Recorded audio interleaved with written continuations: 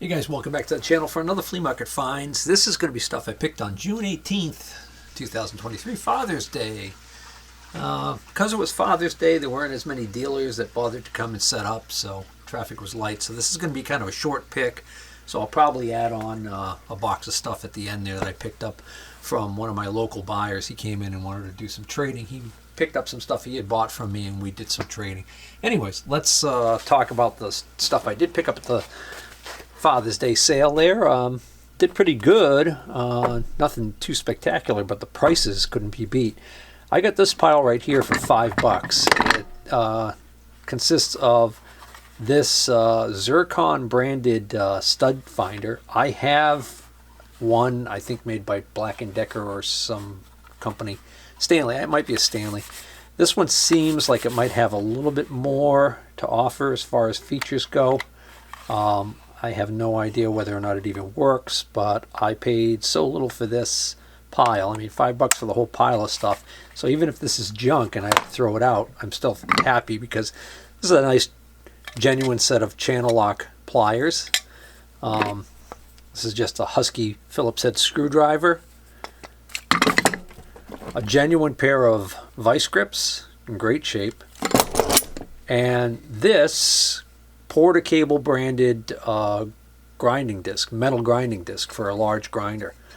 Brand new. All of that for $5. I don't normally buy a lot of vintage fishing stuff, but this thing caught my eye. I thought it was kind of cool looking, so I got this for $5. This is a Shakespeare brand OK automatic.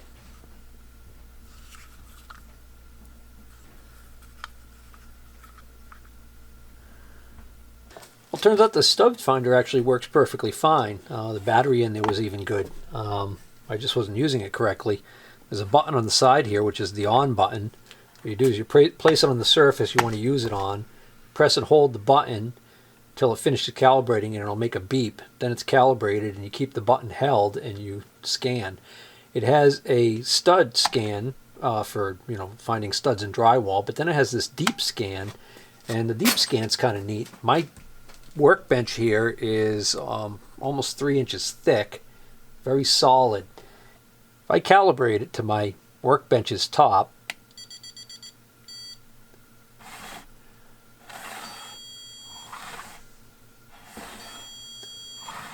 you can see that it's sensing a density change right when I get to this spot, and that corresponds with where the legs bolt onto the table. So it's actually sensing the extra density of the table because of the metal bracket underneath it. Pretty neat.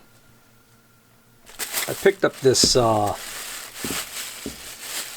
this Eagle oil can, brass can.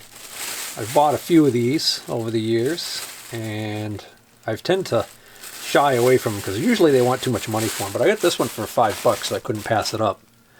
And it's probably a good thing that I bought that because I'm down to, let's see, 1, 2, 3, 4, 5. I only see 6 from where I'm standing, so lucky number 7. Ugh.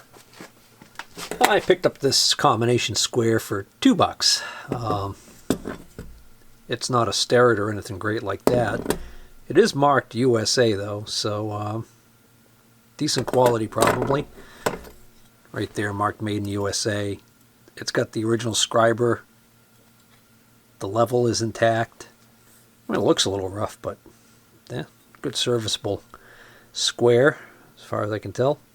I got these two little booklets for $5 for the pair. This first top one here is use of handbook tables and formulas based upon the machinery's handbook. So this is almost like an auxiliary or a comparison. Not really a... I think what they're saying is that they took out the section of the machinist handbook of tables and formulas and put it in its own little hardcover. So this is kind of neat. This was written by John M. Amiss, Director of Industrial Training at the Chrysler Corporation, and Franklin D. Jones. Says this book should be used in conjunction with the 13th or latest edition of the Machiner's Handbook. And up here it says that this is 500 examples and test questions on the application of tables, formulas, and general data in the Machinery's Handbook. Selected especially for engineering and trade schools, apprenticeship, and home study courses to ensure the most effective use of the handbook and a thorough knowledge of its contents. Copyright 1931-1939. Elementary Machine Shop Practice. This is by the Committee on Industrial Education. It's the National Metal Trades Association. Well, this is actually volume 2. Wow, this one's copyrighted 1924. Oh, that's pretty cool. Chapters include the turret lathe, automatic lathes, horizontal boring machine, vertical boring machine, or boring mill, thread milling machine, machine grinding, tool and cutter grinding, cylindrical grinder, internal grinding, plane surface grinding, and centerless grinding. And this last lot I put together for $10. Got this pair of these probably like neoprene gloves. Always handy for using the parts washer. This little wooden case actually has a little import turning set. Different lathe turning tools. No inserts on there. So I'm not sure what that's going to use for inserts, but could probably figure something out.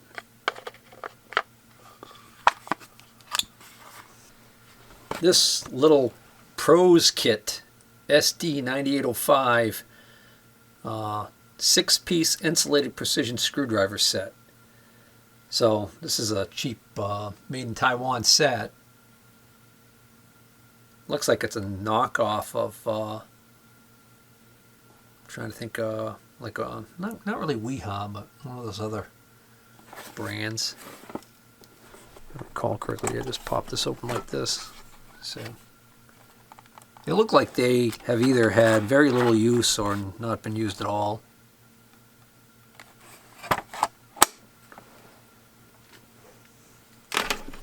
And then one other item that came with that for the $10, and that's this funky thing.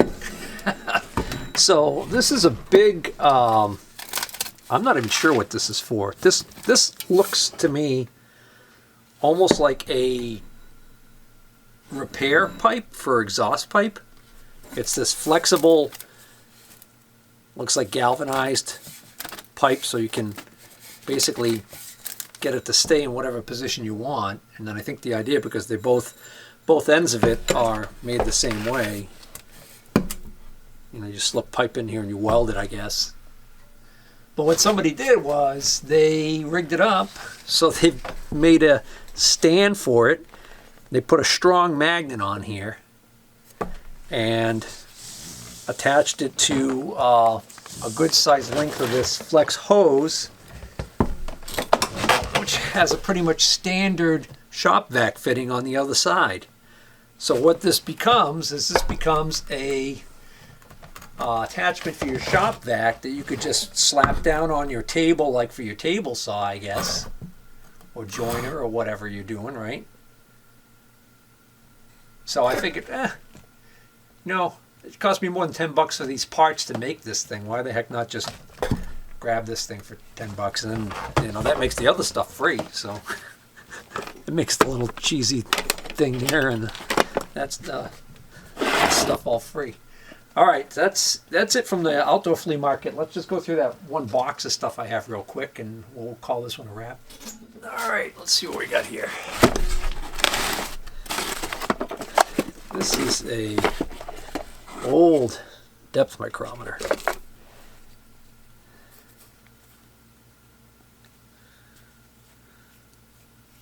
NSK. Nice thick rods on it. Too bad it's all rusty. The best thing out of this whole pile is this boring bar. Judging from the weight, I think this is a through coolant. The hole goes all the way through to the hole right there. And judging by the weight, I think this is a solid carbide boring bar.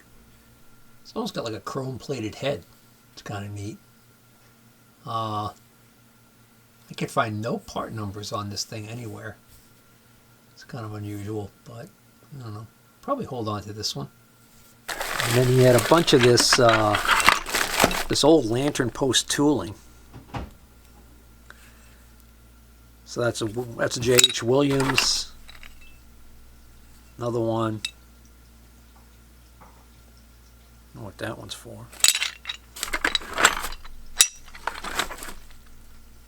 It's a parting blade.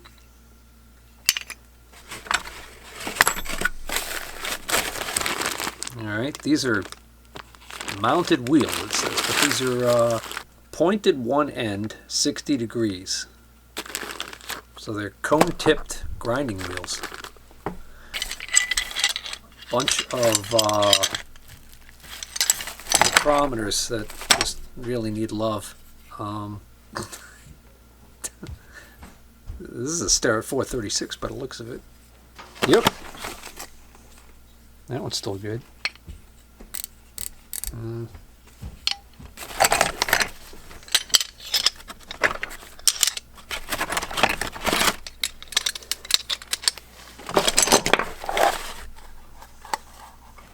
Really old eyeglass case.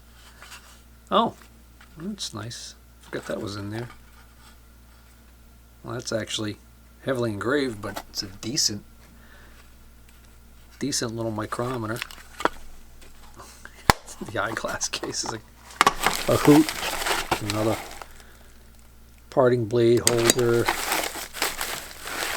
Oh, this is interesting. This is like a new old stock 4-way tool post.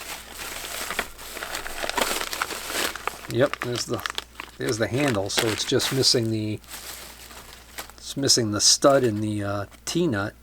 It'd be easy enough to make one of those, though, I guess. That screams import.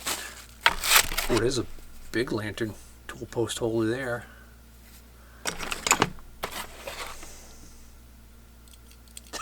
Wow. If that isn't a testament to the quality of Brown and Sharp Best Test indicators, here's one just thrown in here like a piece of garbage. Filthy as hell. Seems to be working perfectly.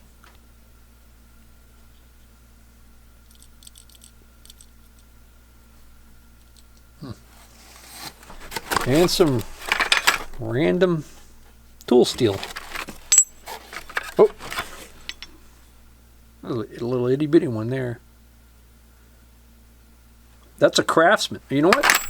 That might fit my, I've got a Craftsman 109 lathe, small one. That might fit that. Alright guys, we're going to call this one a wrap.